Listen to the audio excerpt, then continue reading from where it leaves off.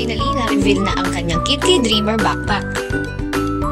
Ang ganda at unique ng box niya. May nakasulat pa na, "Believe that you can turn your dreams to reality."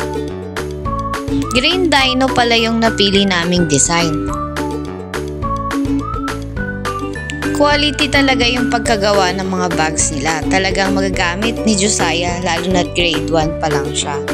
Ang dami ding pwedeng ilagay, kagaya ng mga books niya, mga notebooks, saka pencil case, saka yung tubig niya. Tapos, ang galing din kasi may kasama siyang Kitli Dreamer Journal. Ayan, susulatan na ni Josiah.